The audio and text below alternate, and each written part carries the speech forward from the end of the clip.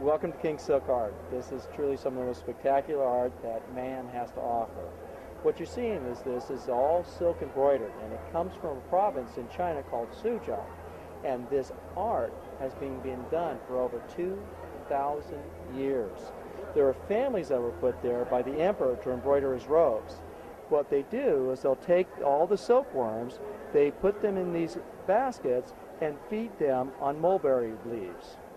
Once the silkworms have matured, they spin into a cocoon. And here's an example of a cocoon stage. The cocoon itself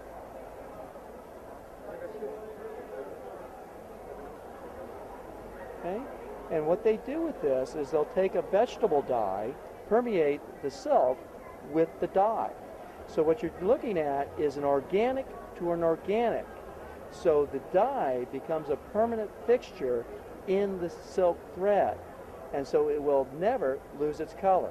They can get about 2,000 feet out of one cocoon of that very, very fine fiber. This is thinner than a human hair. They'll then take this and literally just start stitching it.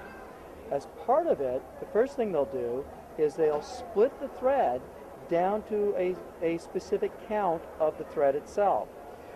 The thread starts with a total of 16 strands. Depending upon the quality of the piece, they will determine how many strands they use to actually do the work.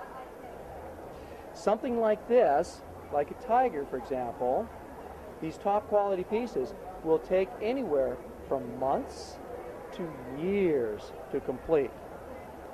So if we look, for example, at the back of one piece, and here you can actually see that how lovely it actually is. And if you were to rub your hands over it, you can actually feel the little knots. This is actually one of the key elements to tell you that this has actually been stitched by hand. So in fact, if you turn it over, and there's the front. Absolutely wonderful.